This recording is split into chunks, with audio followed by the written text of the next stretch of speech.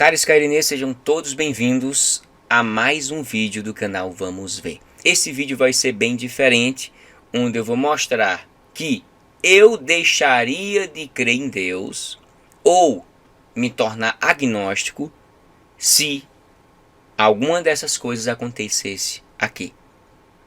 Quer saber o que é? Quer saber o que seriam essas coisas? Vamos ver.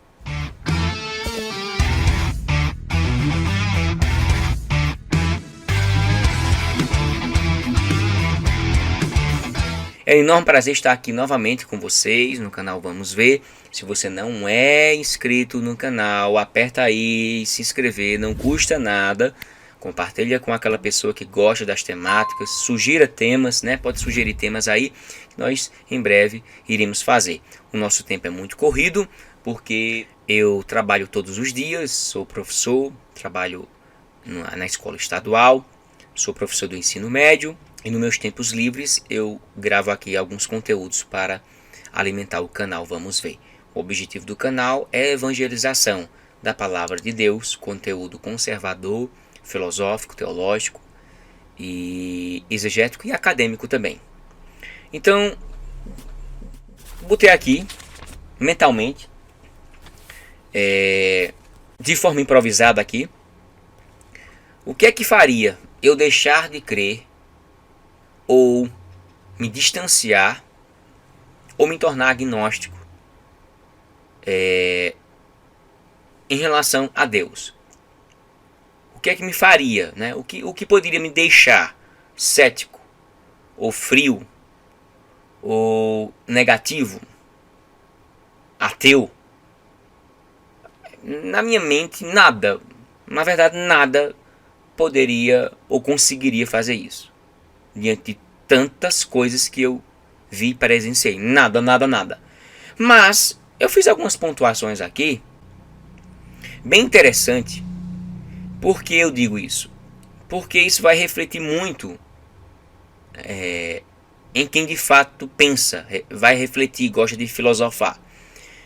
Primeiro, se o milagre que foi feito na minha casa, os milagres, né? Teve vários milagres na minha casa.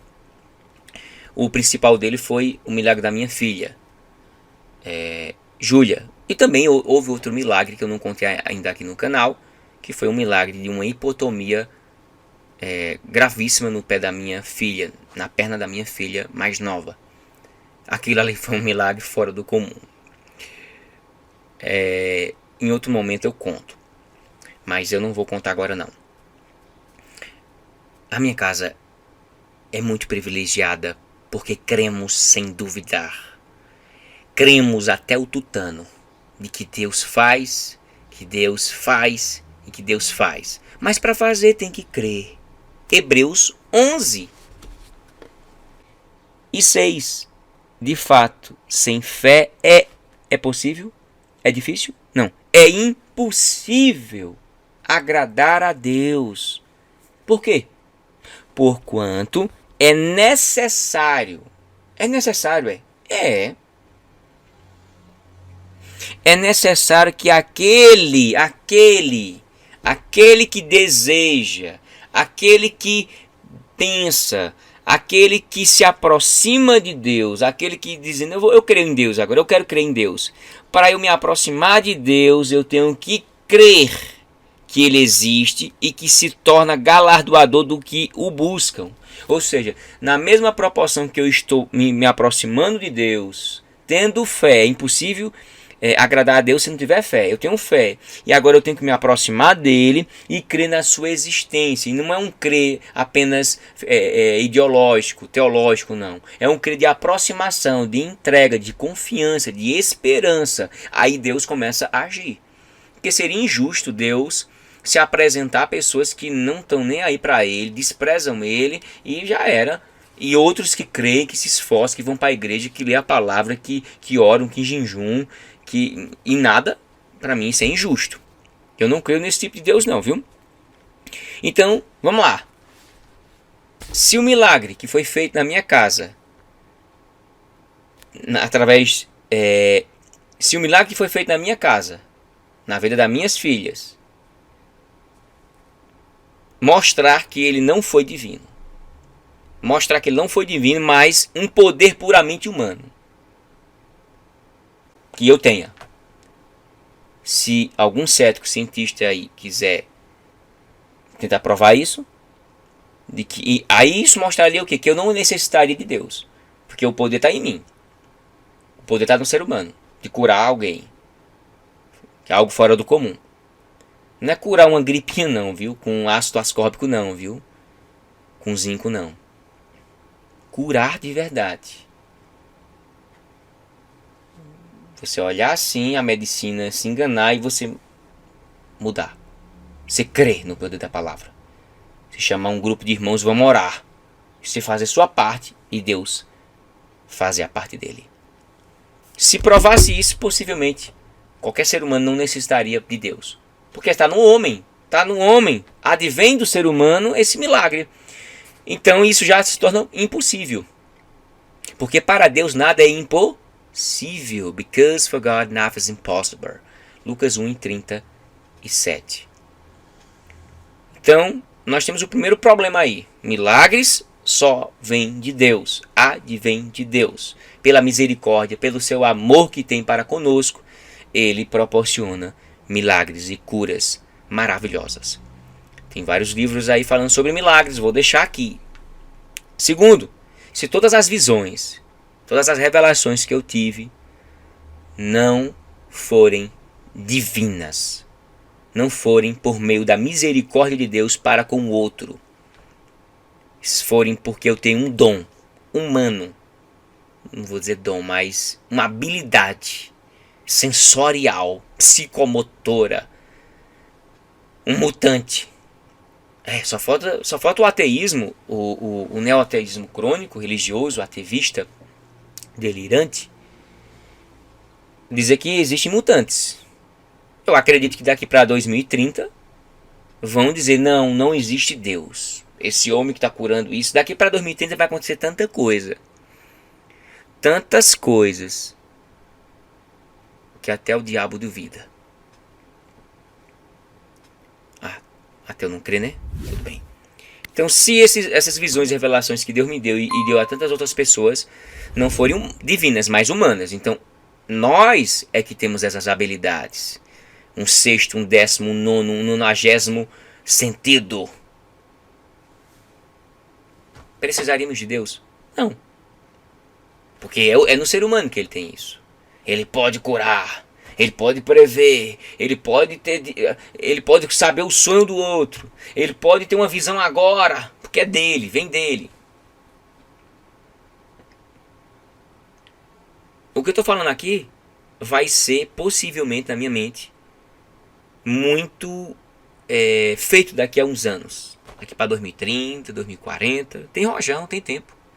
Muita gente vai começar a criar essa linha de argumentação. Mutantes, uma genética diferente. Se isso acontecesse, eu deixaria de crer em Deus. Eu deixaria de crer na existência divina. Eu deixaria de crer nas Escrituras. Porque eu não precisaria delas e nem de Deus. Porque eu já sou o curandeiro. Eu já sou o mutante. Isso é impossível acontecer. Terceiro, agora essa aqui, fazer com que qualquer geração atual de macacos possa falar qualquer idioma humano. Português, inglês, francês. Eu não digo entender gesticulação, mímica, não. Falar. Já que a gente vem do macaco ou é um primata próximo, façam qualquer macaco falar.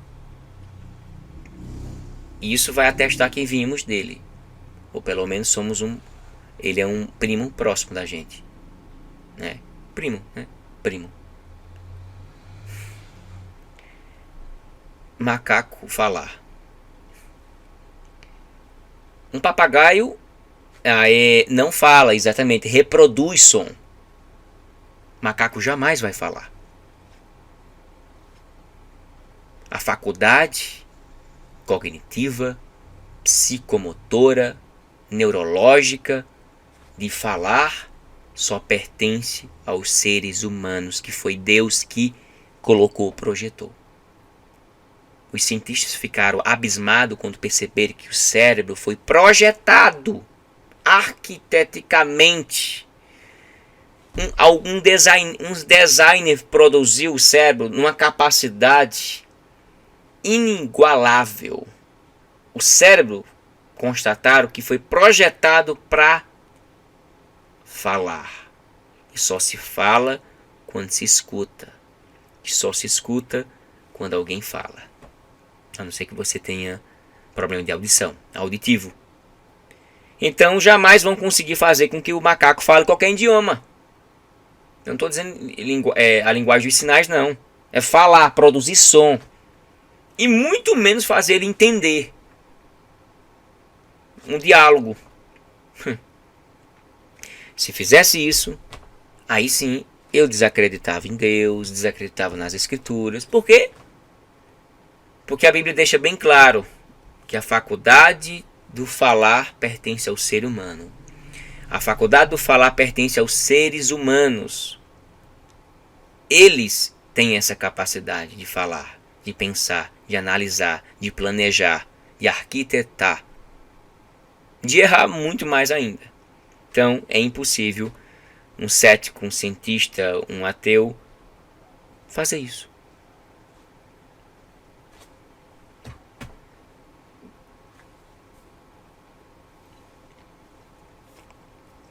Quatro.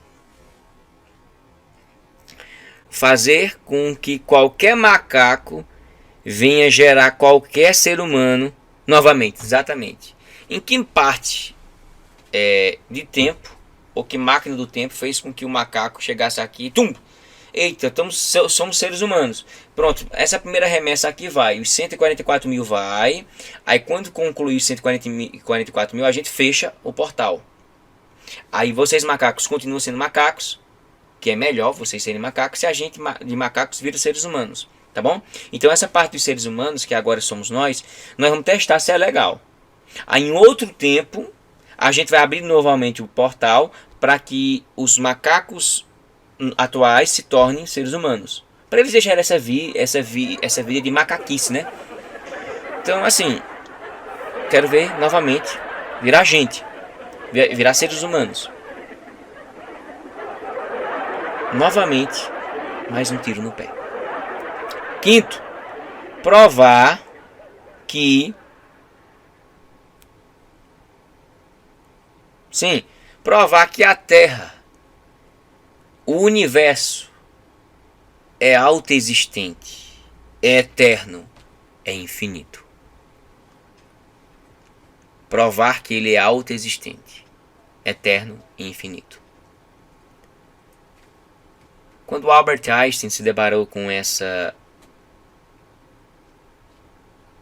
problemática, porque de certa forma a teoria da relatividade ela causa alguns problemas, principalmente para Stephen Hawking, certo?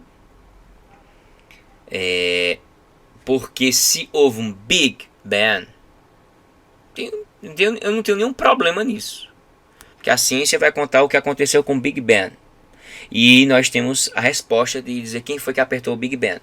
Tudo bem, eu acredito que Deus falou e aconteceu. Se a ciência quiser dizer que isso foi Big Bang, problema dela, certo? Eu não sou evoluísta teísta aqui não, tá bom? Não sou.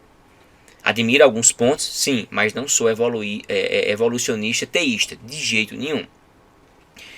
Eu sou criacionista, ok? Conservador. A Terra, quando Albert Einstein se deparou, percebeu que e muitos cientistas aprovam que a Terra nunca foi eterna. A matéria que fez ela nunca foi eterna, nem a Terra é eterna, certo? Que a Terra não é que o mundo, o universo não é infinito, ele está em expansão. E terceiro, a Terra não é autoexistente, ou que ela não se autogerou. Ela não é autoexistente.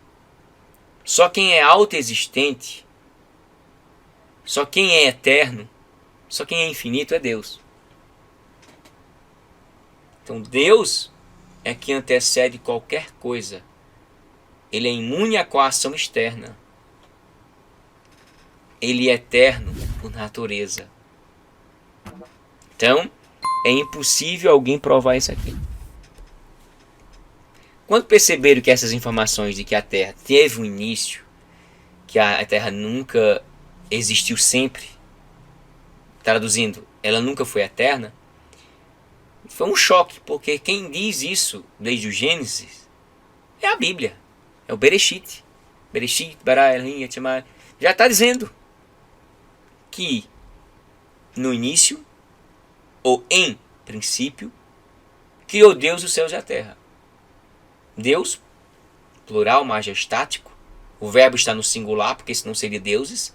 Aí os ateus poderiam se aproveitar, mas ainda se aproveita pelo nome Elohim, por um déficit gigante de conhecimento bíblico teológico. Lá diz que Deus criou, né, o ser humano à sua imagem e semelhança. Criou os céus e a terra. Ali é o prólogo do Gênesis, evidenciando que o tempo, matéria e espaço foram criados por Deus. E ele antecede tudo e todos. Ele está antes de tudo. Ele é autoexistente.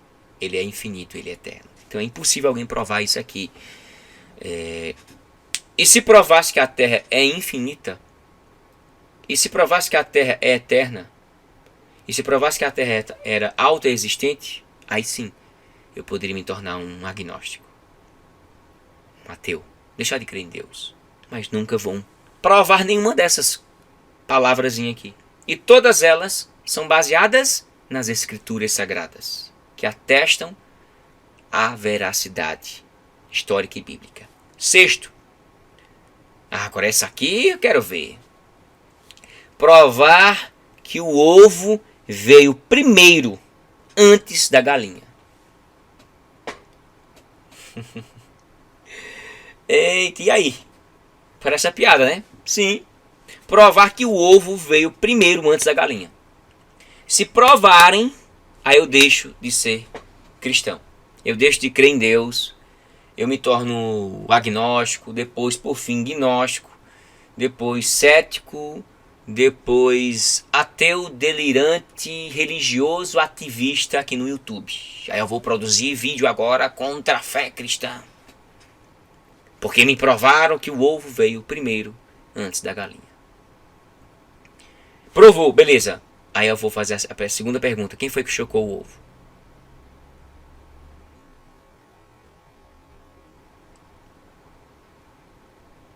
E aí? Quem veio primeiro foi a galinha. Deus não criou Adão e Eva com bebês, mas adultos. Toda a criação adulta, capaz de reproduzir. A historiazinha fala de ciência. A suposta mitologia da Bíblia está mais centrada com a ciência, mostrando a realidade, do que indo contra ela. A historinha da Bíblia, cada ponto que eu coloquei aqui, é irrefutável. Porque é impossível alguém provar ou desconcordar, não. Tem muito. Especular, tem muitos. Trazer hipóteses, tem muitos. Provar, jamais. Então, quem veio primeiro foi a galinha. Não tem essa história, certo?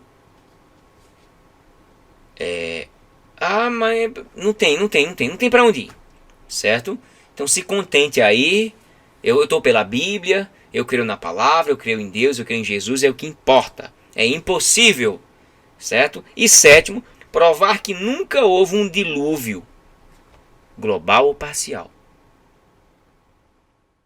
Eu creio que foi global. Ah, essa eu vou provar. Não vai, meu querido.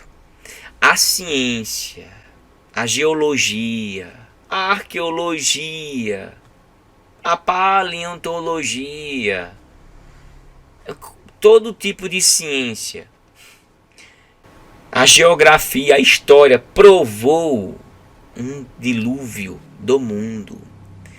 As provas estão aí. Assista aí o vídeo.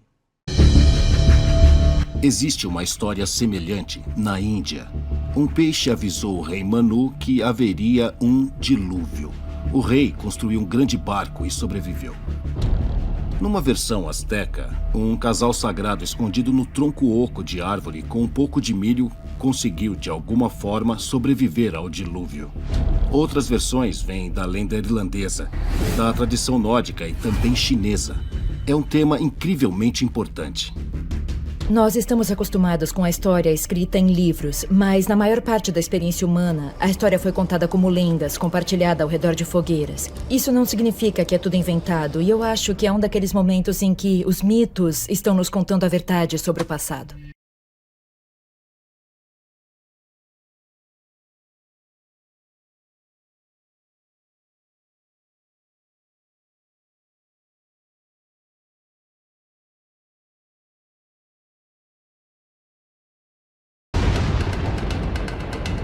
É uma das histórias mais conhecidas da Bíblia, e versões dessa história podem ser encontradas em culturas do mundo todo. Dos antigos ensinamentos hindus e lendas mesopotâmicas a mitos mesoamericanos, está escrito que os deuses mandaram uma inundação total para varrer a humanidade. Deus ficou zangado com os seres humanos porque os seres humanos não estavam se comportando bem. Estavam violando as leis de Deus. Com certeza, linda, mas famosa é a história de Noé. No Gênesis, Deus ficou tão desgostoso com o comportamento de sua criação que chegou a se arrepender do que fez. E fez acontecer o dilúvio. Em histórias muito mais antigas do que a de Noé, na história de Gilgamesh, a lenda suméria, o Conselho dos Deuses mandou o dilúvio. Nos escritos de Platão, Zeus mandou o dilúvio. No hinduísmo, Deus ensinou que um dia a terra seria inundada. E quando isso acontecesse, se você fizesse um barco e juntasse as pessoas e alguns animais, você seria salvo.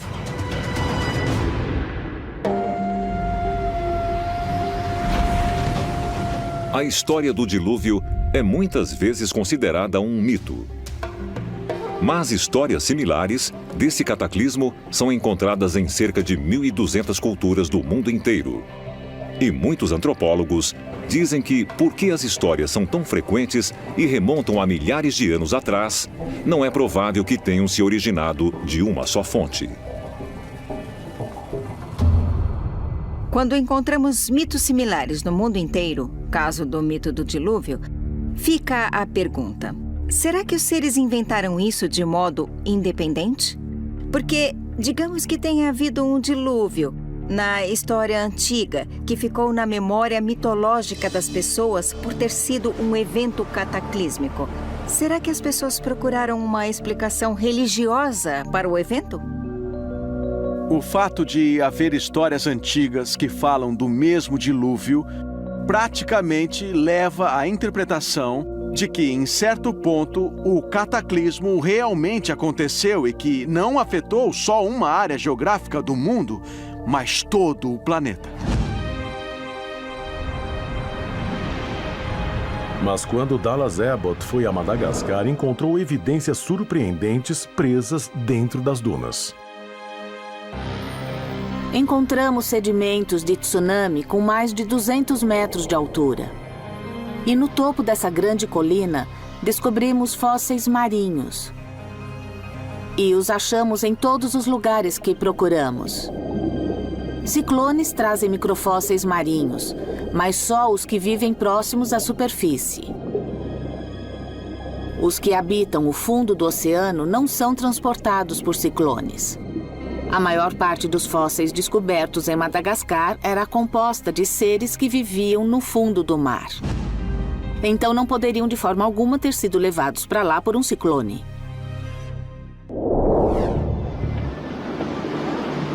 Para membros do grupo Holoceno, os chevrons e os microfósseis são provas cabais.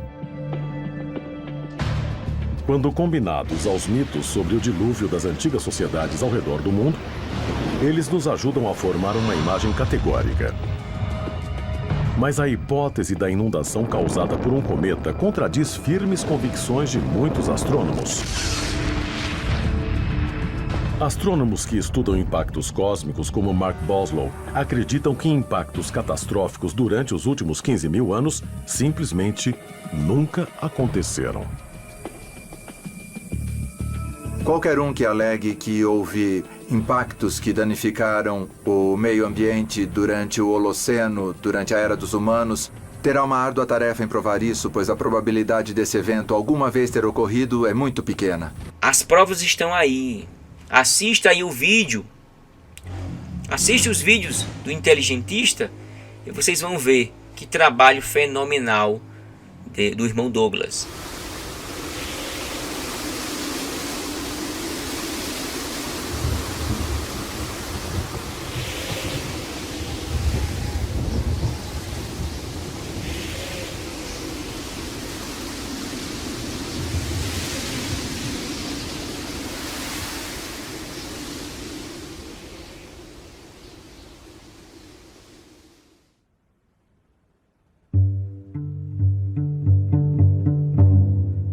Pesquisadores descobriram, após décadas de estudos, que um vasto reservatório de água suficiente para encher os oceanos da Terra 3 vezes pode estar escondido quilômetros abaixo da superfície.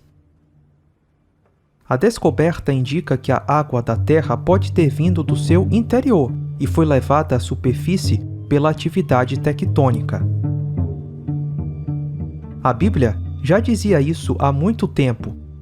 Por que não acreditaram nela? Ao invés disso, criaram hipóteses mirabolantes, dizendo que os oceanos foram formados por rochas de gelo que vieram do espaço.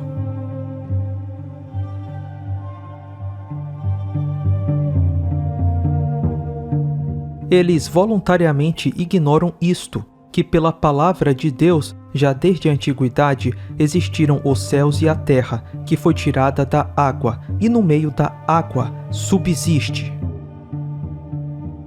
Cientistas russos descobrem oceano gigantesco nas profundezas da Terra. Um oceano subterrâneo maior do que o oceano mundial. Sim, existe uma quantidade enorme de água debaixo da Terra.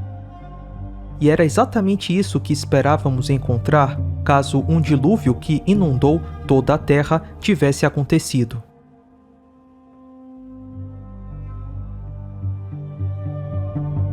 A Terra abriu, deve ter sofrido um rasgão imenso e isso formou placas de rocha por toda a Terra.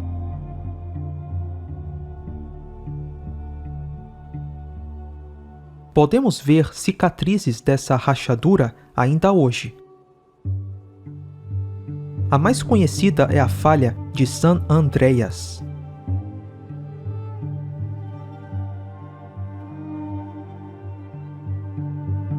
A Terra foi rachada em placas de rocha, e essas placas ainda se movimentam nos dias de hoje.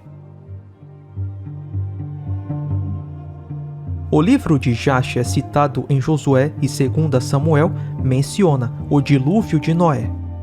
E naquele dia o Senhor fez tremer toda a terra, e o sol escureceu, e as fundações do mundo se enfureceram, e toda a terra foi movida violentamente. E o relâmpago flamejou, e o trovão rugiu, e todas as fontes da terra foram abertas, como nunca antes conhecidas pelos habitantes. E Deus fez esse ato poderoso a fim de aterrorizar os filhos dos homens, para que não houvesse mais mal sobre a terra.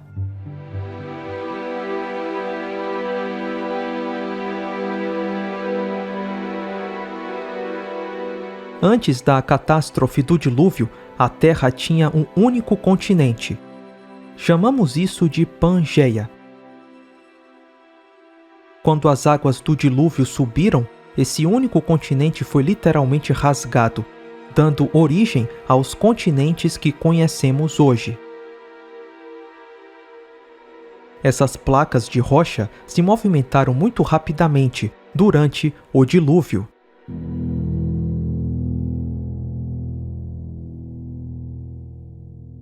E quando a Terra se movimenta, ocorrem terremotos,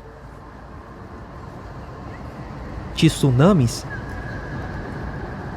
e vulcanismo. Uma verdadeira catástrofe.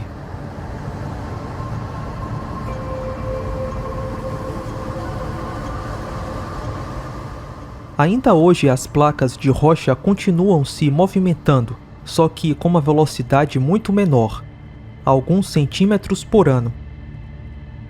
Um resquício do rápido movimento dessas placas no período do dilúvio. O Dr. Walter Braun, PhD em Engenharia Mecânica, tem uma teoria muito interessante sobre tudo isso.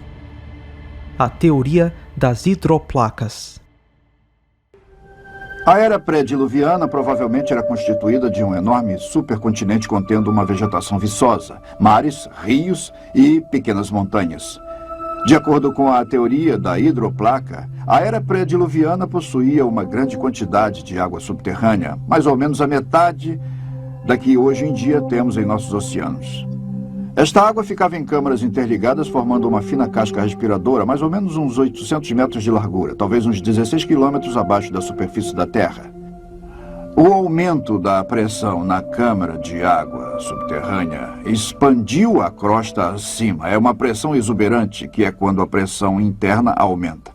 A falha na crosta começou com uma rachadura microscópica que cresceu em ambas as direções, quase a 5 quilômetros por segundo. A rachadura, seguindo o caminho da menor resistência, circulou o globo em mais ou menos 2 horas. Enquanto a rachadura corria pelo globo, a crosta acima se abriu com um rasgão num tecido extremamente esticado. A água subterrânea sofria uma enorme pressão por causa do peso de 16 quilômetros de rochas pressionando sobre ela. Então a água explodiu violentamente para fora da ruptura. Os cálculos demonstram que, ao longo dessa rachadura que circundava o globo, fontes de água saíam em jatos supersônicos a mais de 30 quilômetros para a atmosfera. O borrifo dessas enormes fontes ocasionou chuvas torrenciais como a Terra jamais havia sofrido, tanto anterior como posteriormente. A Bíblia afirma que todas as fontes das grandes profundezas surgiram num só dia. E ela descreve tais acontecimentos há cerca de 4.500 anos atrás, o que agora podemos reunir cientificamente numa ordem de causa e efeito com a teoria da hidroplaca. Gênesis 7:8 diz que as fontes do grande abismo foram quebradas e derramaram água de dentro da terra. Além disso, choveu por toda a terra durante 40 dias e noites. Com essa quantidade de água, não é de se admirar que todas as colinas e montanhas foram cobertas. Todos concordam que o cume do Monte Everest já esteve uma vez sob o fundo do mar, mas nem todos associam o Monte Everest com o dilúvio de Noé, porque acham que não há tanta água assim na Terra para cobrir uma montanha tão alta. Lembre-se que, segundo a teoria das hidroplacas, o dilúvio mudou a topografia da Terra. Cadeias de montanhas como os Himalaias muito provavelmente se formaram no final do dilúvio. A Terra pré-diluviana tinha poucas montanhas, mas com a catástrofe do dilúvio, terremotos provocaram movimentos verticais de terra. As montanhas subiram e as águas do dilúvio fluíram dos continentes para as bacias recém-formadas dos oceanos. Devido à falta de erosão, as montanhas devem ter se formado recentemente e rapidamente. Caso contrário, a erosão, em milhões e milhões de anos, já teria desgastado completamente a rocha dessas montanhas. O Grand Canyon é um excelente exemplo da falta de erosão e da recente formação das camadas geológicas. A superfície entre essas duas camadas de rochas nessa montanha do Grand Canyon é plana e pequena. Mas, de acordo com a geologia convencional, existe uma lacuna de 6 milhões de anos entre essas duas camadas de rocha. A camada inferior é uma rocha macia, por isso deve ter erodido muito se tivesse sido exposta por 6 milhões de anos, como diz a geologia convencional. Mas o que vemos é uma rocha com pouquíssima erosão. Isso mostra que a camada de rocha superior foi depositada tão rapidamente que não houve tempo para a erosão da camada inferior. Em outras palavras, essas duas camadas de rocha foram formadas catastroficamente e muito rapidamente.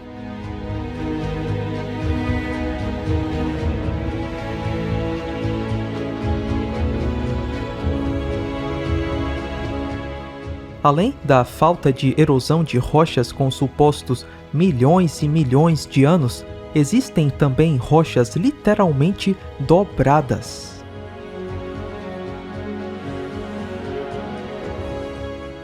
Não é comum as rochas dobrarem. Elas normalmente partem porque são duras e quebradiças, mas em muitos locais encontramos sequências inteiras de estratos que foram dobrados sem quebrar, indicando que todas as camadas foram depositadas rapidamente. Essas rochas foram dobradas enquanto molhadas e maleáveis com as altas pressões e temperaturas das águas do dilúvio.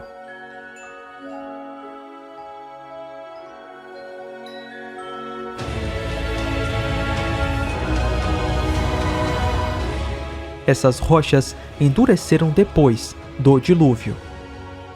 Rock is brittle. It doesn't bend very easily. If you try and bend it, it breaks. Now, granted, on a big scale, you might be able to get some pretty big bends out of a large rock. But these bends are tight and close, and you can walk from one end of them to the other. This type of bend and folding without breaking the brittle rock means that maybe it wasn't brittle rock at the time of its formation. These might have been much softer materials. After all, they were laid down during Noah's flood. They've been compacted down, started off horizontal, but then as the tectonic movements occurred, they shifted and folded them while they were probably still soft. So when we look at it this way, what we realize is that the really tall mountain chains, the Alps, the Rockies, the Himalayas, they didn't exist before the flood. The whole reason that they exist is because of the flood.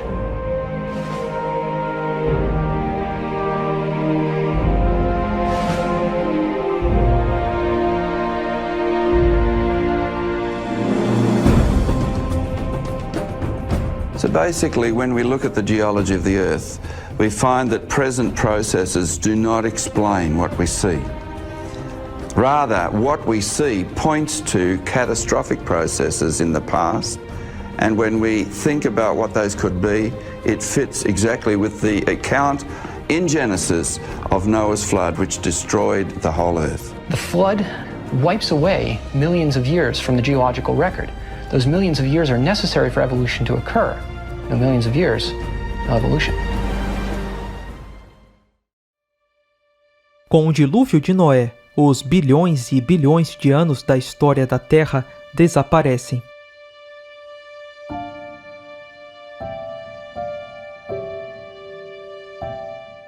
As águas do dilúvio não enterraram apenas os animais, mas também a vasta vegetação viçosa da terra pré-diluviana. O sepultamento dessa quantidade enorme de vegetação da terra pré-diluviana foi rápido. As águas do dilúvio, com altas pressões e temperaturas envolvidas, formaram o carvão e o petróleo que temos hoje na Terra. Cientistas na década de 80 conseguiram criar carvão artificial, apenas submetendo a matéria orgânica a altas pressões e temperatura. O artigo diz: o processo é bem menos complicado do que era anteriormente imaginado ser necessário, e fornece um novo entendimento acerca da estrutura do carvão e de como alterá-la. Esse trabalho foi publicado depois na Nature. O artigo da Nature diz: o Innas e seus colegas do Laboratório Nacional Argonne levaram menos de um ano para preparar um carvão sintético inteiramente caracterizado. O material que produziram não pode ser distinguido do carvão verdadeiro. Em menos de um ano, um carvão sintético que não pode ser diferenciado do natural foi produzido. Lembre-se que, segundo o evolucionismo, a síntese do carvão se deu há mais de 200 milhões de anos. Já sabemos que o carvão pode ser produzido muito rapidamente, sob certas condições de temperatura e pressão. Mas, e o petróleo? É possível produzir petróleo de forma rápida? Segundo o evolucionismo, a origem do petróleo na Terra tem milhões de anos e aconteceu pela decomposição de fósseis que se transformaram em óleo. Mas será que é necessário milhões e milhões de anos para formar o petróleo? E se pudermos demonstrar que o petróleo é formado ainda hoje, com certas condições de temperatura e pressão? We are developing a process where we can use a vast amount of different biomass resources. We can convert all these types of biomasses into renewable biocrude oil by applying high heat and pressure, but it only takes 10 minutes. So this is where we now take our biomasses and mix them with water.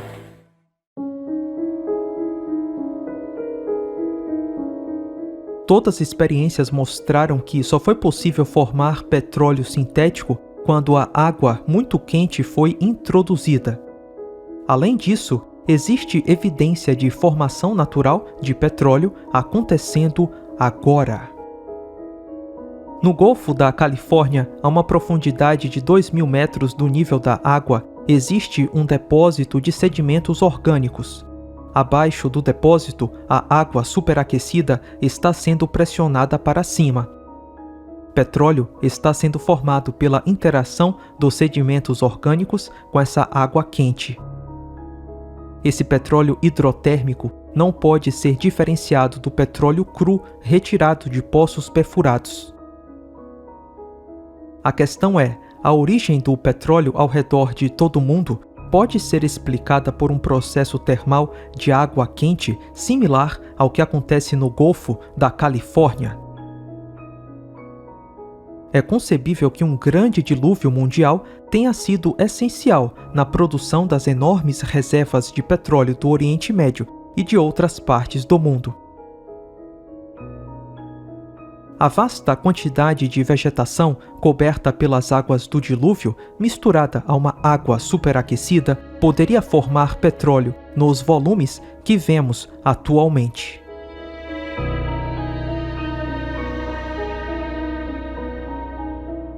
O gigantismo era algo comum na Terra pré-diluviana. Libélulas fósseis com uma envergadura de quase 1 metro foram descobertas, e seria um acidente terrível se elas colidissem em seu para-brisa. Existem também fósseis de formigas gigantes, vespas gigantes, abelhas gigantes, aranhas gigantes, tartarugas gigantes. Veja essa concha gigante de mais de 40 centímetros. O gigantismo é uma evidência clara de uma Terra pré-diluviana e que tinha uma atmosfera totalmente diferente da nossa. Essa atmosfera e a maior proteção que a Terra pré-diluviana tinha da radiação do espaço permitiu que os animais crescessem tanto ao ponto de serem gigantes.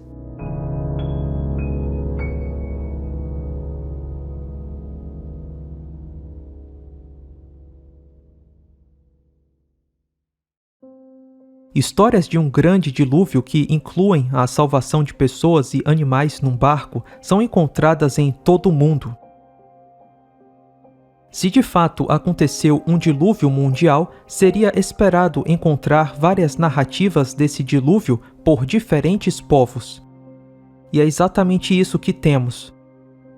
Relatos de um grande dilúvio existem praticamente em todos os povos antigos. Povos antigos que não se conheceram falavam de um grande dilúvio, onde um pequeno grupo de pessoas era salvo.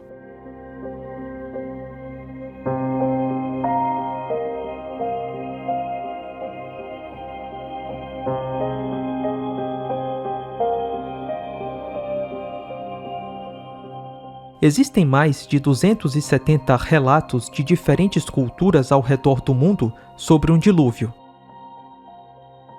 Todo mundo no passado falava em um grande dilúvio. Por quê? Porque de fato aconteceu.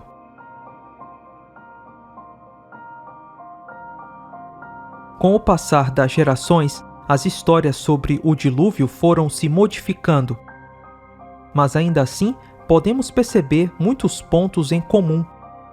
A fonte original de onde surgiu toda a ramificação do relato do dilúvio está na família de Noé.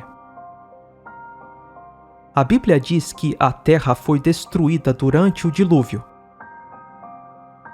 A terra antes e depois do dilúvio não é a mesma. E ainda hoje, podemos ver inúmeras evidências dessa recente catástrofe por águas.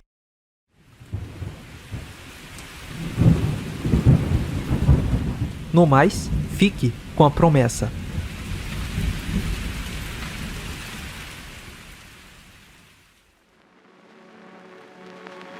The world is here and static, but I am asymptomatic. I'm the only one out here on the floor. The foundation is shaking and the windows all are breaking, but I'm not about to run for the door. Save yourself by never wishing you were somebody else. Stay for the fire and swim through the night of the flood. Hold up your ladder and sing for the ones that you lost.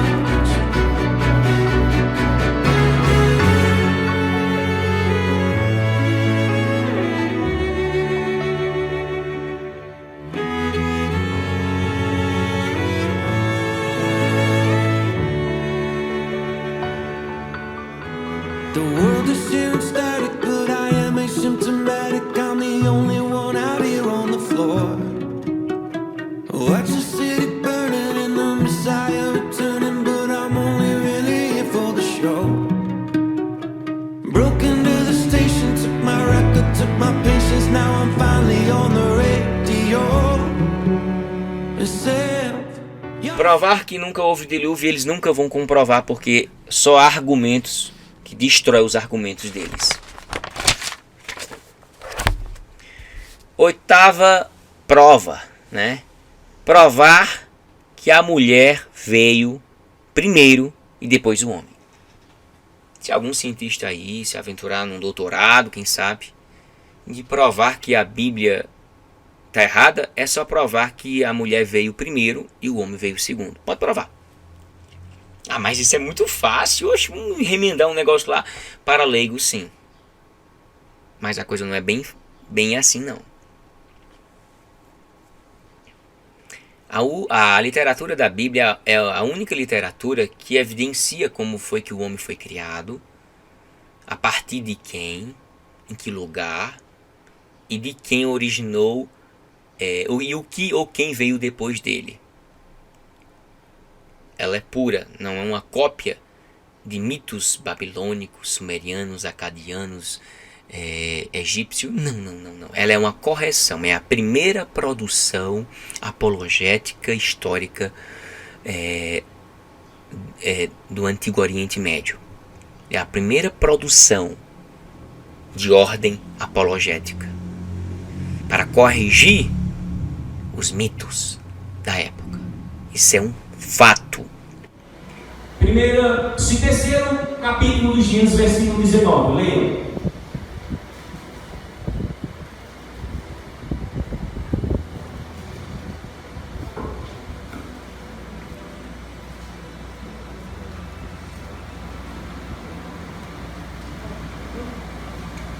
Do suor do teu rosto comerás o teu pão,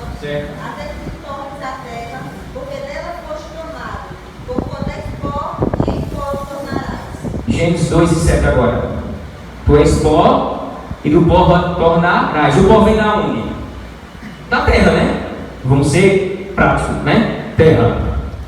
E formou o Senhor Deus o homem do pó da terra, e soprou em seus narizes o fôlego da vida, e o homem foi feito alma vivente.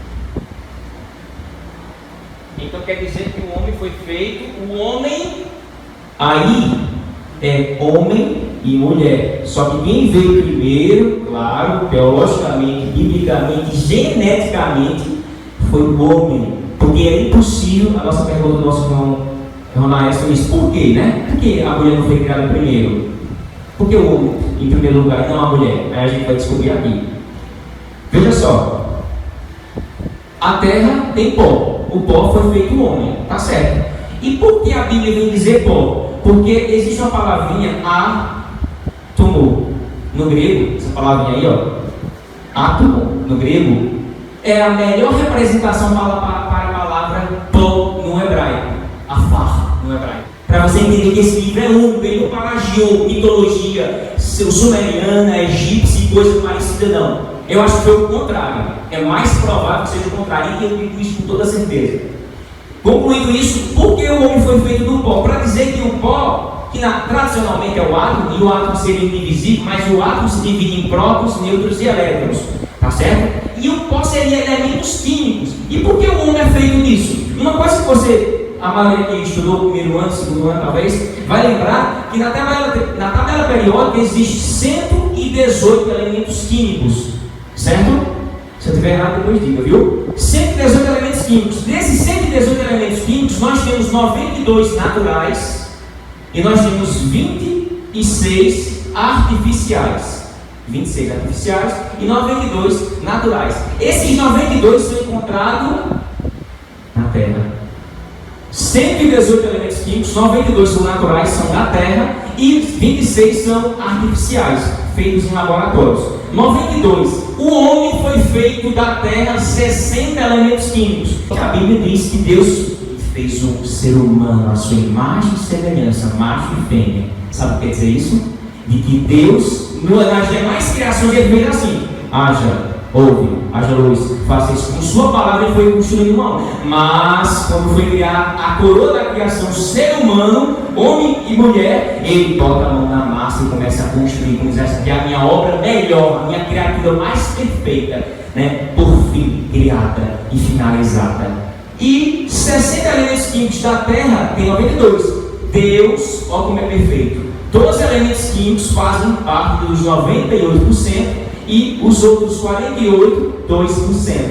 Olha que lindo! Como é isso? Como é que funciona isso? Imagine, feche os seus olhos, imagine Deus ali construindo tudo, de repente agora diz: eu vou criar minha coroa da criação. Eu vou agora pegar todos os elementos químicos que já foi criado como matéria de Deus, que Deus criou já o céu e a terra. Dessa terra eu vou puxar o pó.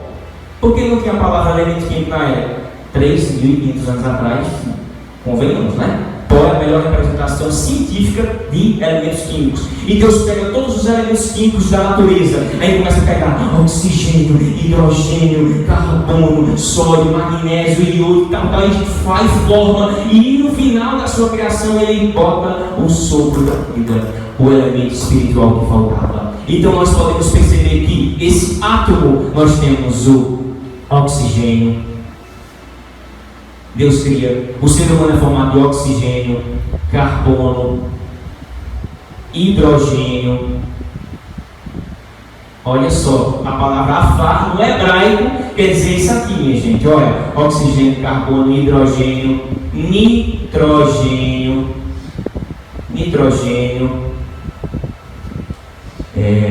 fósforo. 1, 2, 3, 4, 5. Opa! Faltou uma palavra aqui. Cálcio e fósforo. Depois ele cria o potássio. Depois ele coloca o enxofre. Pensa aí, Deus fazendo. Enxofre,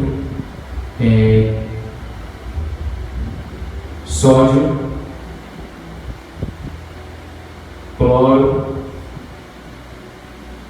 ferro. E vou botar o outro, porque senão a gente vai até amanhã. Glória a Deus. Deus disse: Afar, do pó da terra criou o ser humano. O homem foi criado do pó da terra. O homem, ser humano. E esse ser humano, quem foi criado primeiro era o homem, literalmente, Adão, e depois Havá, que é Eva, macho e fêmea. Quando Deus cria isso, o oxigênio pertence a 64% do organismo. O carbono representa 18%, o hidrogênio representa 10%, o nitrogênio pertence 3%, o cálcio 1,5%, depois o fósforo 1%. Totaliza daqui 60%, daqui 97,5%. Esses daqui, esses outros 6 pertencem 0,5%. Os 6 mais importantes são esses, os outros 6 são mais importantes. Os outros pertencem aos seus 2%, que eu falei aqui, ó, 2%. 48 elementos químicos, está aqui ainda. Deus criou você e eu com composições químicas. O homem é uma composição química, mas faltava algo a mais. O sopro, e soprou nas suas narinas, a parte imaterial, intangível, alma e espírito. Imprimiu no ser humano a tricotomia, Pai, Filho e Espírito Santo, corpo, alma e espírito. Nós somos uma unidade psicossomática completa, que Deus fez perfeito com as suas mãos. Glória a Deus por isso. Glória a Deus. Deus fez tudo isso. Aí eu faço a pergunta: nós fizemos do pó? Foi. Eita, que lindo, coisa perfeita, maravilhosa. Isso, por que isso é importante? Porque se alguém for perguntar a você que como é que Deus criou tudo? Aí você diz: Deus criou com elementos químicos, fez assim, assim, assim. A pessoa vai ficar, dessa forma que Deus fez. Deus é perfeito, maravilhoso. Veja só, em 1869, um camarada chamado... Apaga aqui, né, por favor, por gentileza, devagarzinho. Apaga aqui. Em 1869, um camarada chamado Johann Friedrich, ele foi descobridor do DNA. Camarada, quando descobriu a face humana, ficou perplexa que o ser humano ele tinha o famoso DNA. Johann Friedrich. O nome dele é horrível e a minha letra é pior. Johann Friedrich ele descobriu, irmão, o DNA do ser humano. Aí depois, décadas depois, em 1951, dois malucos se encontram numa feira de ciência, falando sobre moléculas e etc e tal, se unem. O fruto dessa amizade, 2 anos depois, gera-se um prêmio Nobel na face da Terra. Em 1953, os famosos Watson e Crick, esses camaradas revolucionaram a ciência molecular, a genética, a biologia, eles foram descobriram e criaram o famoso, a dupla hélice tridimensional da molécula do DNA. O DNA, vocês sabem, é o ácido desoxirribonucleico. Vocês sabem, eu não vou colocar no quadro aqui não. Ciência na Bíblia, sim, defenda seu Deus. Deus é um Deus de ciência. Deus não utilizou outra matéria para fazer o ser humano, não. Deus se utilizou de coisas que Ele criou, Gabriel. Todos esses elementos químicos. Então não se sinta envergonhado quando você for para uma faculdade ou quando sou professor de biologia, física, química, querer lhe humilhar. Você vai dizer: eu tenho ciência para falar com você. Eu tenho a sabedoria da palavra. Errais não conhecendo as Escrituras e não o poder de Deus. É o nosso erro, não é a Bíblia. Só lê como um jornal, por obrigação. Porque entra domingo, tem que ler a Bíblia. E quando chega em casa, despreza a pobre. Hoje vai mudar. Os camaradas criaram a dupla hélice tridimensional da molécula. Não tem nada a isso, professor. É o seguinte: você já viu certamente uma escada torta na genética, né? Ela existe uma ponte e uma unidade de informação, né? 1, 2, 3, 4, 5, 6, 7, 8, 1, 2, 3, 4, e vai assim até 3 bilhões. Eles criaram isso aqui, foi, e criaram um modelo. Sim, e daí? O que eu tenho com isso? Eles ganharam o prêmio Nobel, só que quem deveria ter ganhado o prêmio Nobel de novo? Ai meu Deus, era a Bíblia. A Bíblia deveria ser ganhado o prêmio Nobel. Por quê? Porque esses camaradas descobriram o seguinte: eles disseram que o homem, macho, e a mulher, fêmea, homem e mulher, descobriram que eles não tem aqui, viu? Eles pegaram um projeto com uma mulher, não me lembro o nome dela, e evoluíram esse projeto em 2 anos, ganharam o prêmio Nobel.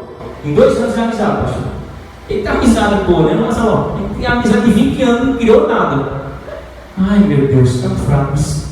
Homem, eles descobriram que o ser humano, homem macho, tem 22 cromossomos sexuais, 2 pares, chamados de autossomos ou somáticos, depende, não é sexual aí, viu? E somente um par, o 23º cromossomo é chamado de alossômico, X mais Y, que é o sexo. O homem com esse aqui e a mulher também, 22 mais tal. E botou X mais X. Eles descobriram isso. Que coisa.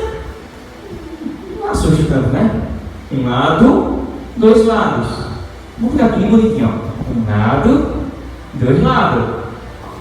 Um lado, 2 lados. Um lado, 2 lados. Samuel, mas o que é que isso aí tem a ver com a Bíblia? Minha sogra está aqui. Veio hoje para escutar sobre por que ela existe. Porque Jesus está na tua vida, na vida de cada um. E nós somos frutos de uma consciência maior. Você vai saber por que você é tão especial. Gênesis capítulo 2, versículo 18 diz: não é bom que o homem fique só. Não é que Deus se lembrou, eu percebi Adão meio triste. Existe, eu já ouvi muitas pregações assim. Que Deus fez tudo, ela falou assim: caramba, e eu? Deus, vamos lá, é bom que o homem não fique só. Ali é uma predição, e Deus diz assim: você já estava no meu plano, minha querida. Você já estava no meu projeto. Desde que eu criei Adão. Se Adão pensa que ele foi criado com ele, uma cocada, o mundo está enganado. Adão bestão está enganado. Eva, Ravá, foi criada em sequência porque biologicamente seria impossível. Está chegando mais. Os caras criaram o bem nome, só que a Bíblia já falava. Não. A Bíblia falava, sim. Eita. Gênesis capítulo 1, versículo 26 e 27. Leia o 27. Leia o 27 para a gente chegar no fim. Com mais força. E assim Deus criou o homem, a sua imagem, a imagem de Deus, e o criou, macho e fêmea. Os criou. O homem, ser humano, vírgula, macho e fêmea, 2 sexos, não 3 sexos. Não existe órgão cromossômica homossexual e nem neutra. Deus fez. Gênesis 2 e 21 agora, ao 23, por favor. 2 e 21 ao 23. Quem achou, leia primeiro. Gênesis capítulo 2, versículo 21, 22 e 23. Defenda a palavra do Senhor. É raiz não conhecer as Escrituras e o poder de Deus. Pode ler. Opa! Pode ler. Adormeceu. Vamos botar pausa para ver. E Deus fez o que? O Adão que? Adormecer. Adormecer na ciência atual é o que? A anestesia geral. Como você vai fazer um transplante de rins? Você deixa o camarada lá? Ai, não, bota o quê? Como tem para dormir, isso não importa aqui. Então Deus fez a primeira cirurgia no Éden. Continue. Tomou uma das suas costelas. Opa! Costela, sala. Não vai lembrar disso não, você não vai aprender, não vai entender. Sala. Tirou uma das suas costelas, ou seja, ele foi no tutano. Olha só. E pegou o material genético de Adão. E agora pegou um lado. Uma costela no hebraico, no mais antigo, sala, pode significar lado, pode significar reflexo e pode significar costela. Opa! E as Bíblias, nossas versões colocam costela. Não está errado não. Só que aí a gente entender que semântica. O que é semântica? A ciência que evolui no seu significado. Uma palavra pode significar uma coisa no primeiro período e depois outra coisa. Isso é um fato, né? Hipócrita no primeiro século depois de Cristo era uma pessoa, um ator, era a coisa mais linda. Você diz, tu é hipócrita, não sou não. Você é hipócrita, poxa, meu Deus, você é um ator. Hipócrita é a coisa mais linda do mundo. Somente Jesus veio para ironizar esse conceito. E hoje o hipócrita é o quê? Alguém que fala uma coisa que não vive, que não faz, que não prega e não visualiza. Hipócrita é hoje negativo. Evoluiu, uma evolução semântica. Semântica é isso. Então a palavra lado, no hebraico, reflexo, encostar, é a mesma coisa. Continue, minha irmã. Encerrou. Ele fez uma cirurgia plástica agora, porque ele retirou o material genético, né? Vocês sabem que a medula óssea contém o quê? O tutano, que se pega para fazer clones ou qualquer outra coisa. É ali. Oxe, Deus está falando de ciência na Bíblia, mas o pastor Henrique, você não imagina o quanto a gente erra em não conhecer as Escrituras e não o poder de Deus.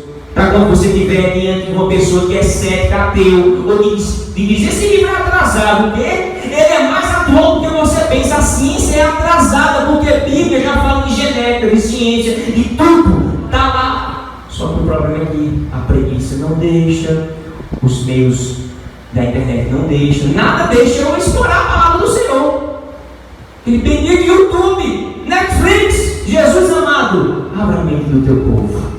Mas já está abrindo. Cela, reflexo, costela. Deus está dizendo que tirou de um lado, foi dos dois lados ou foi de um? Estranho, de um lado. Olha, irmão, de um lado. De qual lado você acha que Deus fez ela? Desse lado ou desse lado? Desse lado. Então Deus fez assim, ó. Ctrl C, Ctrl V e Ctrl V. Deus fez um diploide aí na genética. Diploide. Nada é isso. Deus duplicou um lado de Adão e colocou na mulher. Mas eu duvido a Bíblia dizer o contrário, porque aí ela ia ser contra a realidade e razão científica. A Bíblia é perfeita, é científica, é bíblica, é teológica. Foi feito o homem, não foi feita a mulher primeiro, não.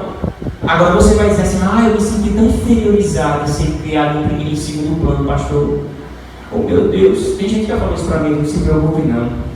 O homem foi feito do pó, que é mole. A mulher foi feita do osso, que é duro. Por isso que mulher é dura, é resistente, é forte. Não é qualquer coisinha que derruba ela, não. O homem com a febrezinha está dizendo, passando mal, eu vou me internar. A mulher está 45 anos, estou doendo. Olha lá. Por quê? Porque a mulher tem um propósito maior. Glória a Deus por isso. Então Deus é cientista, um cientista. Ele fez a duplicagem. Isso em tese fica como? Assim, ó. Nós temos o óvulo. No óvulo da mulher é X, que é mulher. Mulher. E se um espermatozoide X ou Y fecundar esse óvulo, X com Y vai dar X mais Y. Se for X com X, vai dar X mais X. O primeiro X é da mulher, o segundo Y é do homem. Mulher e homem. Se for diferente, é chamado de heterogamético na genética. Se for igual, é chamado de homogamético. Ou seja, se for dois iguais, vai nascer mulher. Menininha, fêmea, mulher. Se for diferentes, vai nascer homem. Cientista, vem cá, você vai ver o quê? Uma ameba que 3,4 bilhões de anos atrás se cruzou do acaso e se transformou em uma gosma e depois fez e de repente se transformou num besouro, o besouro evoluiu, se transformou em uma ave se transformou num macaco, o macaco se transformou num homem. Aí eu pergunto, e como é que ele determinou não se evoluir mais? Não quis mais evoluir em homens, são macacos. Por que os macacos de hoje não evoluem mais em homens? Eu não sei. Eu vou saber. Cristão, tu é feito de quem? De Adão e Eva. Deus criou e formou geneticamente e biologicamente. Nós estamos mais com razão do que a ciência. Porque uma ameba não tem cromossomo sexual. Uma ameba. Você viu um cachorro virar um pombo por aí? Você viu algum macaco virar um ser humano? Com filho, chame. Eu quero ver.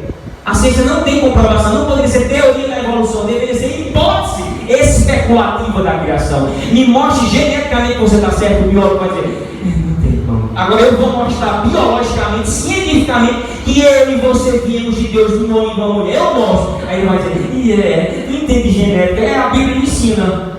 Quer brincar? Agora vem cá. Você é fruto do seu papai com a sua mamãe. Vai lá no documento dela e diz assim, filho de João e Maria. Por que veio um homem primeiro? Por que veio a mulher depois? Já parou para pensar nisso? Bíblia, ciência, física, química, engenharia molecular. Você é fruto de dois, não é? Não é verdade? Você não é fruto de dois do pai e da mãe? Você também? Alguém aqui é fruto só de um desses aqui? Se tivesse retido, por amor de Deus. Ó, sua mãe também tem um papai e tem uma mamãe. Seu pai tem um papai e tem uma mamãe. Isso não é verdade? A gente pode brincar até eternamente, mas o homem não é eterno. Quem é eterno é Deus. Então, aqui tem 2, aqui tem 4, aqui tem 8, aqui tem 16, 32. Olha a matemática: 32, 64, 112 e 18, 28, 256, 512, 1024, 2048. 1, 2, 3, 4, 5, 6, 7, 8, 9, 10, 11. 11 gerações. Você está aqui e precisou de 11 gerações de pessoas. 4.094 pessoas existiram para tu existir, bichinho. 11 gerações num período de 300 anos, Marcelão. 300 anos para você existir. Cerca de.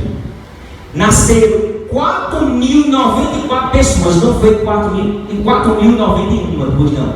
Foi isso exato. Ô matemático, ateu, me desprove isso aqui. Ô físico, ô químico, ô mestre, ô doutor.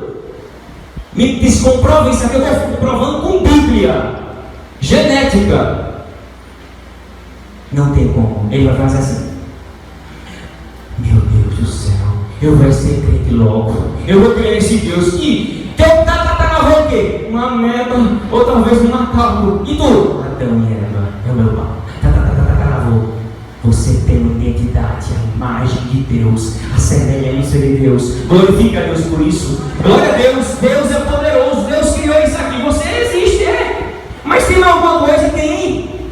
Tem, meu querido. Você quer se aprofundar mais um pouquinho? Bora se aprofundar mais um pouquinho. Bora ver se você acha que a Bíblia é o livrinho que você achava, somente apenas.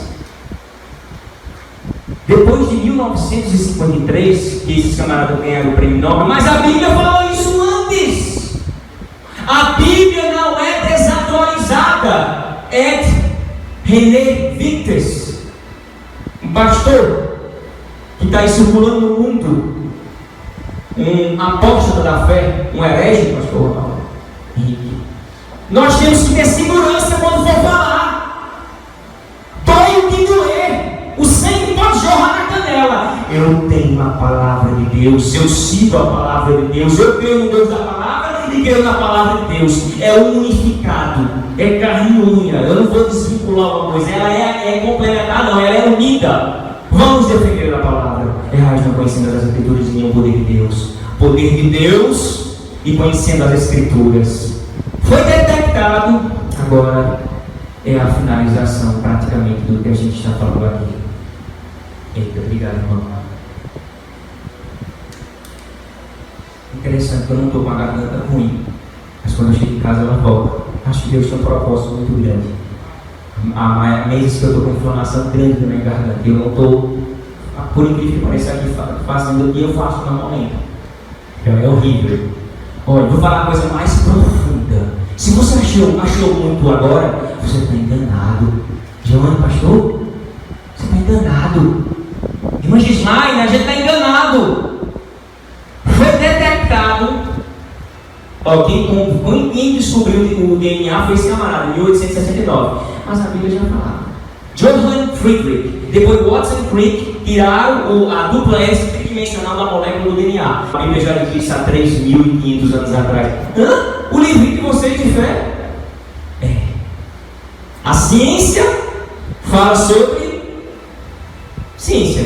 Um livro que fala ciência. A Bíblia que fala sobre fé. É por essa fé que você está aqui. É por essa fé que está dizendo uma coisa para você, dizer assim: tu perdeste tanto tempo.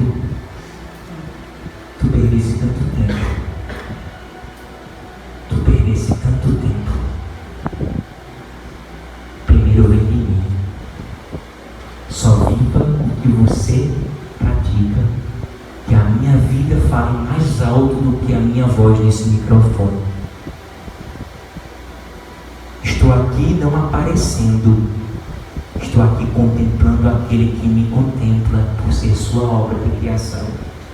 Estou aqui mostrando um Deus que faz, um Deus que me deu condições de estudar, de me aprofundar na palavra e não ficar com esse conhecimento aqui como egoísta.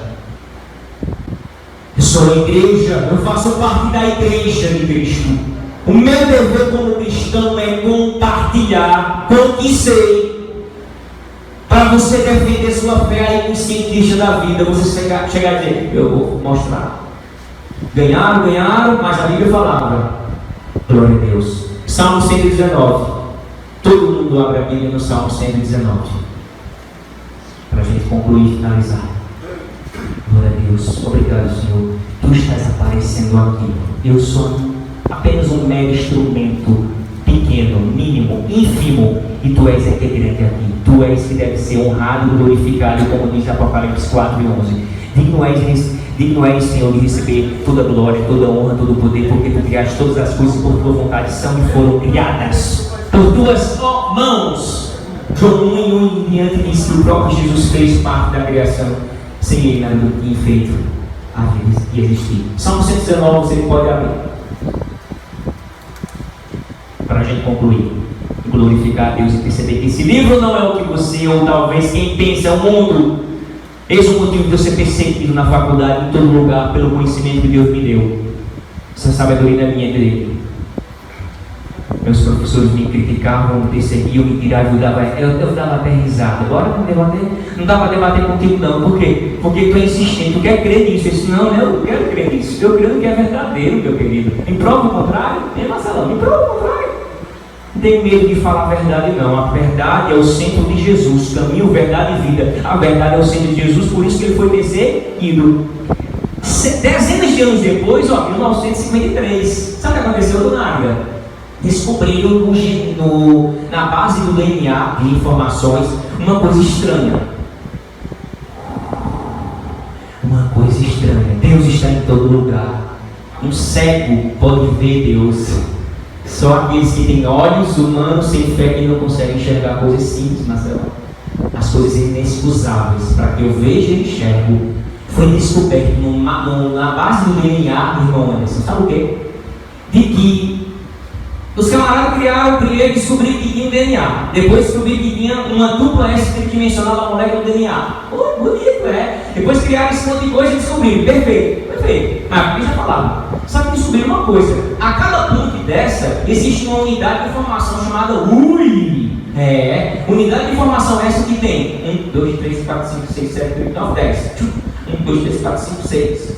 1, 2, 3, 4, 5. 1, 2, 3, 4, 5, 6. 1, 2, 3, 4, 5. 1, 2, 3, 4, 5, 6, 7, 8, 9, 10. E assim 3 bilhões de vezes. Sim, isso é matemática. Sim, aí. Você não crê que Deus é o pai da matemática, não? O dono da matemática, eu creio.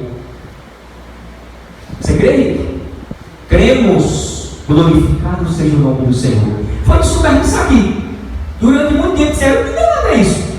Porque isso é uma sequência lógica. São unidades de informações e uma ponte. Unidades de informações e fecha assim o tempo todo. 3 bilhões de vezes, eu não sei quantas. Porque meu HD pifou esses dias. Aí por isso que eu não estou conseguindo dizer o que é. Agora o que acontece? Essa sequência aqui ela é assim, unissa. Então, se a gente for analisar, é 10, 5, 6, 5. 10, 5, 6, 5. Isso é repetitivo? É. Somente 3 bilhões de vezes. É pouco. Irmã Gislaine, é pouco. Aí disseram, alguma coisa estranha. Procuraram na numerologia, procuraram assim, tanta gira aí e não acharam. Aí um dia uma mulher, não lembro o nome dela também, com HD estava esgotado, ela descobriu que isso aqui era uma sequência de letras. Oh, isso é número! Sim, mas isso é uma representação numérica. E é sim. Glória a Deus. Jesus é muito bom. Eu vou contar. 10ª letra, 5ª, 6ª e 5ª. No seu Salmo 119, qual é a primeira letra que tem aí? Aleph. Está lá em cima, né? Aleph. Qual é a segunda? Aleph. Beit. Gimel. Dalet. Rei. Vav. Zain. E aí vai. Irmão, aqui, qual é a 10ª letra? Diga aí. Conta. 1, 2, 3, mais 10ª letra. Qual é a 10ª letra? Iod, né? Iod. Qual é? Iod. Qual é a 5ª letra? Aleph, Beit, Gimel, Dalet. Vav. Qual é a 5ª letra? Está aí na sua Bíblia? H é rei, ou rei no hebraico. Rei. Yod, rei. A 6ª letra? Vav. Vav. E a 5ª letra? Rei. Meu Deus do céu. Que é isso, Marquinhos? Que loucura é essa?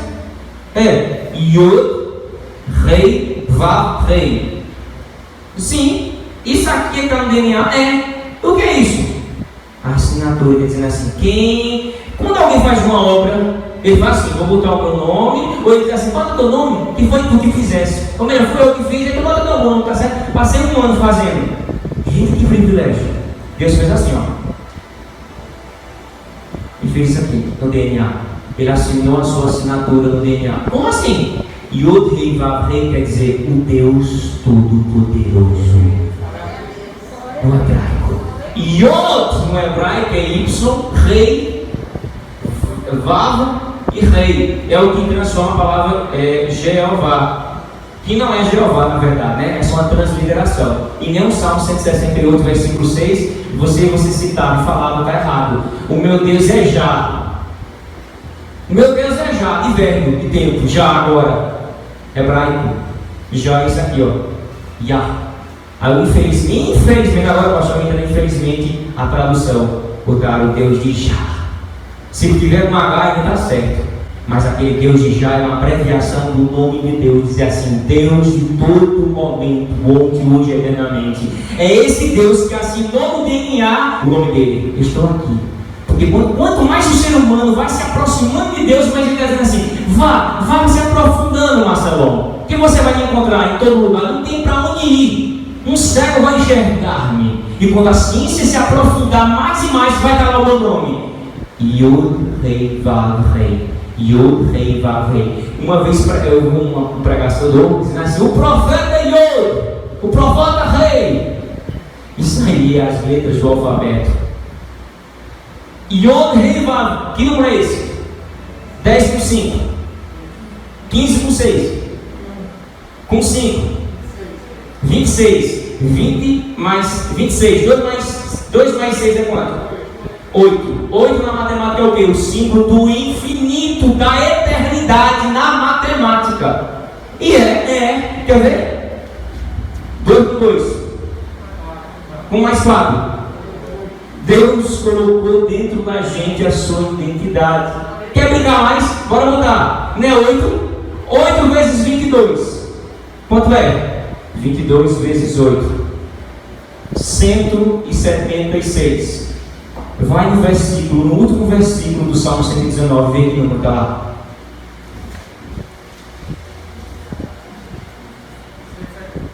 176, pastor. 22 letras do alfabeto hebraico, somada e multiplicada pelo Deus Criador de todos os tempos. 8 representa 176 versículos para dizer, eu estou aqui, você que não quis me ver. É esse o Deus aqui a qual servimos, o Deus onipotente, onipresente, criou tudo, eu e você. É esse Deus que viemos apresentar hoje aqui para você, para que a partir de agora você olhe para a Bíblia com um olhar diferente e perceber que Deus está em todo lugar. Eu e o meu pecado é que me impossibilita de ver o meu Deus, o Deus Todo-Poderoso. Esse Deus está está dentro da gente, pelo menos no mais e o Espírito Santo, quem der vaga, o Espírito Santo vai agir na vida dele. Os irmãos entenderam, diga amém? Amém. É esse o momento que o nosso irmão Henrique, nosso pastor, e nós inicialmente desejamos agora trazer esse momento da palavra para vocês, para que você e eu venhamos defender a palavra com mais segurança, para quando você for dizer, será que a Bíblia tem alguma coisa de ciência? A gente só contou 3 versículos, viu? Imagina se a gente começar sobre, pastor, imagina o Gênesis, de versículo por versículo, a gente vai passar o ano todo aqui, mas falando só sobre ciência, biologia, química, molecular. Tem muito mais do que você mesmo imagina. Mas hoje só foi isso o que a cabecinha minha pôde me permitir trazer para vocês. 1% só. 1%. Ou talvez um décimo de 1%. Tá certo? Mãe, falou alguma coisa? Pastor, a gente vai fazer aquele segundo momento, né? Aquele segundo momento. Então, se provar que a mulher veio primeiro e depois o homem, aí eu desacredito da Bíblia, eu desacredito de Deus, eu desacredito de tudo. Eu vou tentar, pelo menos, fingir as outras coisas, né? Que não vai ser fácil. Ateu, ele tem que. Eu acho que ateu justo, ele vai dizer, cara, eu posso até fingir ignorar algumas coisas, aceitar algumas, né? Engolir algumas, né? Vai fazer uma reação, vai. Eu posso até concordar com algumas coisas, mas tem coisa que eu não consigo ignorar. Tem muita coisa que eu não consigo tirar da minha cabeça que aquilo ali não foi uma obra divina. Eu duvido. Eu quero alimentar mais o meu ateísmo para que eu não venha acreditar. Ou alguém venha me falar comigo e dizer, olha, isso aqui foi por conta disso. Pronto, aí agora tirou da minha cabeça, me convenceu. Mas me dissuadir daquilo que eu fui persuadido na infância, na adolescência, na fase adulta, do que eu vi e presenciei, vai ser quase impossível. Mas eu vou fingir, eu vou ignorar. Então, existe isso. Eu poderia, tá bom, provou, e agora? Eita, eu vou tentar ignorar as outras coisas. Vai ser muito difícil. Eu acredito que é uma das tarefas muito difíceis para um ateu ignorar tudo. Tudo. Será que o ateu é tão leigo, imaturo, neófito, de engolir tudo que os ateus falam? Espero que não. Sangue de Cristo tem poder. Então, por que não pode provar isso aqui? Porque a Bíblia deixa bem claro que o homem foi criado primeiro. E a partir dele foi criada uma mulher. Quando fala sobre costela, né? Tsala, no hebraico, significa de um lado. Certo? E um lado da costela. Lado que seria para nós hoje, nos dias atuais, naquela época não faria sentido algum. Né? O mapeamento genético hoje em dia, nós, com toda a tecnologia que temos, nós sabemos o que é um DNA. Então Deus está falando sobre o lado do homem, e um lado do homem foi tirado para desenvolver e criar a mulher, que é justamente o lado do DNA, o esquerdo. Né? Não vou falar nada aqui sobre os alossômicos, os cromossomos sexuais de forma geral, não. Vou falar sobre o diploide, pelo menos. O homem, ele é XY, certo? XY. O homem foi criado primeiro, XY. E dentro dele, Deus tirou um lado, Tsala. E o lado é justamente o lado esquerdo, o lado direito é o Y.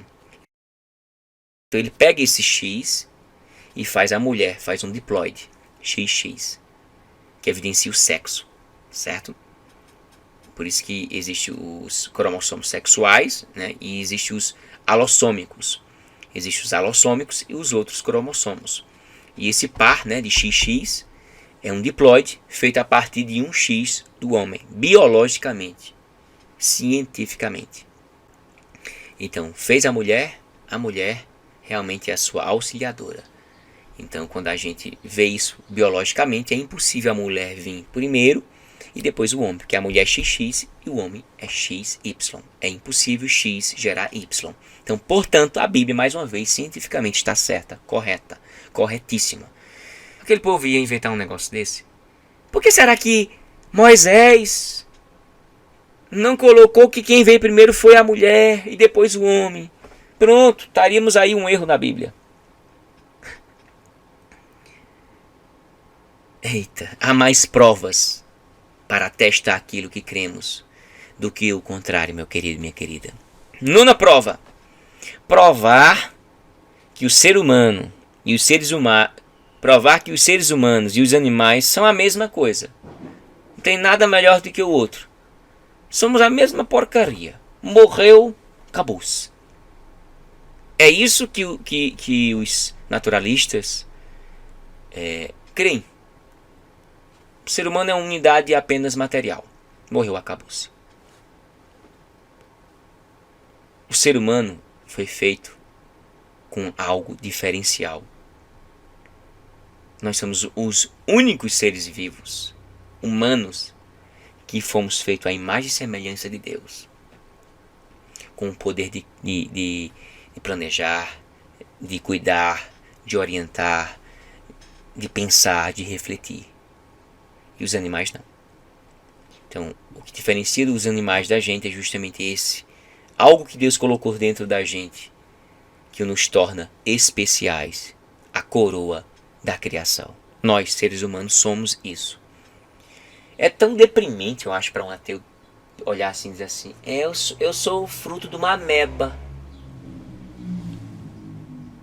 Meu tataravô, uma tataravó é uma ameba. E o cristão? Bem, a minha é Adão e Eva, pronto. Somos dignos. Não somos qualquer coisa. Um destaque. A imagem e semelhança, a imagem e formato do julgamento de Deus, do entendimento de Deus, da consciência de como pensar, agir, refletir. 10. Provar que é melhor ser ateu do que cristão. E mais vantajoso a longo prazo ser ateu. A longo prazo. Por quê? Porque o ateu, se ele ignora Deus, ele ignora Jesus. Se ele ignora Jesus, ele ignora as Escrituras também. Se ele ignora as Escrituras, ele ignora o diabo, o pecado, exatamente. Ele ignora a alma, ele ignora tudo isso. É uma coisa atrás da outra. Ele ignorando tudo isso, o que acontece? Ele não vai ter necessidade alguma de agir sempre de forma moral. Moralmente.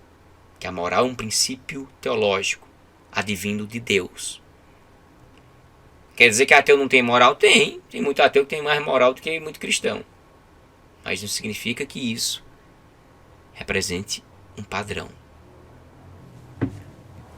Há muitos ateus que vivem sua vida tranquila, de boa, são pessoas tranquilas, têm o seu princípio moral, tal, mas não tem a preocupação com as coisas que eu falei aqui. Se eu não tenho a preocupação que não existe inferno, pecado, diabo, Deus, Jesus, Escritura, pecado em si, então eu posso pecar sem me preocupar. Eu posso adulterar, eu posso furtar, porque eu só vou pagar uma pena se eu for preso. Eu posso fazer tudo o que eu quiser. Todas as pornografias e besteiras que eu possa fazer. Isso moralmente, isso é pecado. Isso é errado. É inconstitucional. É uma depravação. Então, a longo prazo, eu vou viver uma vida toda destroçada. E quando morrer, acabou. Vou virar estrume. É melhor viver nesse mundo de não crer em Deus, de não crer na sua palavra, nos seus princípios morais, étnicos, teológicos, as virtudes do Espírito. Quer dizer que é melhor ser ateu? O mundo ateu é viver, como disse Dostoiévski, se Deus não existe, tudo é permitido. Tudo é permissivo. Olha só o perigo. Deus não existe, então eu posso tudo, sem me preocupar de nada. É tão sério isso. É tão sério, é tão perturbador.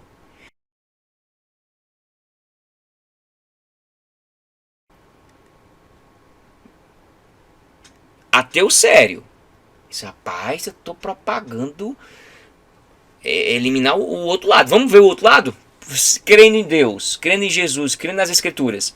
Eu sei que tem o pecado original de Adão e Eva. Todos os pecados destituídos estão da glória de Deus. Por um homem entrou o pecado, por outro a salvação, que é Jesus Cristo. Então eu sou cristão, eu sigo a palavra, eu sigo os mandamentos, eu sigo as instruções, eu sigo a sua palavra, o Espírito Santo me guia, toca no meu ser, ativa a minha consciência, eu evito pecar, eu evito me prostituir, eu evito roubar, eu evito matar, assassinar, eu evito tudo isso. Por quê? Porque é errado. Porque biblicamente eu vou prestar contas a Deus. Então, primeiramente Deus e segundo o próximo. Amar a Deus sobre todas as coisas e ao próximo como a si mesmo. Então eu estou querendo eliminar tudo isso. Então eu, em sã consciência, estou bem. A longo prazo, eu não estou fazendo nenhum mal para o meu vizinho, para a minha vizinha, para a filha da minha vizinha, para o filho do meu vizinho. Mas a grande maioria, se no seu íntimo dizer assim, se eu não preciso me preocupar com o pecado, então eu posso me prostituir. Eu posso fazer absurdos. Quanta prostituição infantil existe por aí? Quantos ataques de homens malucos, obcecados mentalmente? E se disser assim, ó, não crê em Deus, não sei o que, crendo em Deus, esses camaradas ainda fazem isso, imagina dizendo que Deus não existe. Tudo é permissivo. O mundo ia entrar num caos, mas ainda bem que Deus não deixa isso acontecer. Ainda bem. Quer viver seu ateísmo? Viva. Mas tem países por aí que você jamais diria que não crê em Deus. É uma ditadura gigante. E graças ao cristianismo você tem liberdade de escolher em crer em Deus ou não. Aqui no país da gente. Porque se não fosse o cristianismo, tem gente cortando uma corda assim, ó, e vai cair num buraco gigante. Por quê? Porque se não fosse o cristianismo, eu e você não estaríamos dialogando aqui sobre cristianismo, ateísmo, crenças, crer em qualquer coisa. Então assim, o mundo do ateu a longo prazo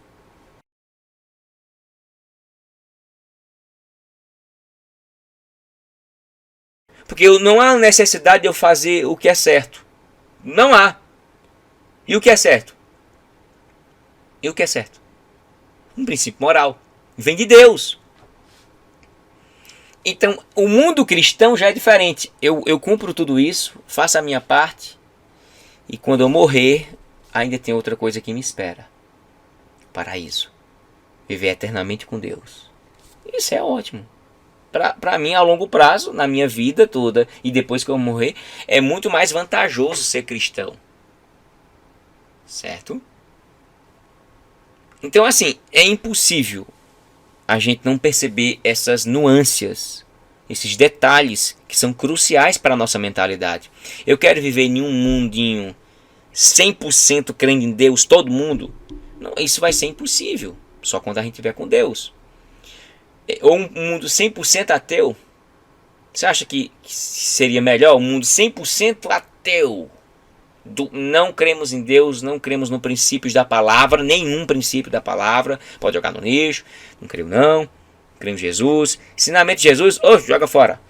Nós vamos construir nossa própria regra de fé e prática ateística, cristã. Ou o mundo de cristão, ou o mundo de cristãos. Então eu acredito que não é melhor ser ateu, mas é melhor ser cristão. Porque um cristão tem esperanças.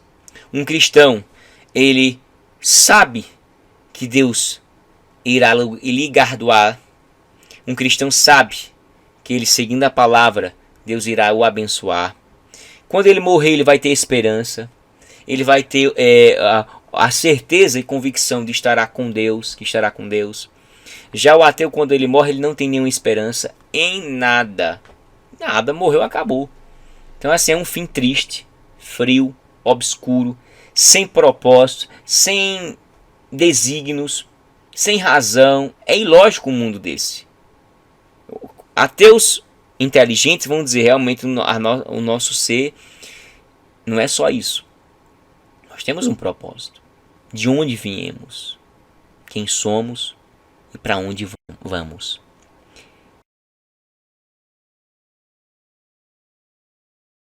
Quem somos, fruto da criação das mãos divinas. De onde viemos? Da mente dele e de um mundo projetado e criado por ele, no Jardim do Éden, ou no Jardim no Éden.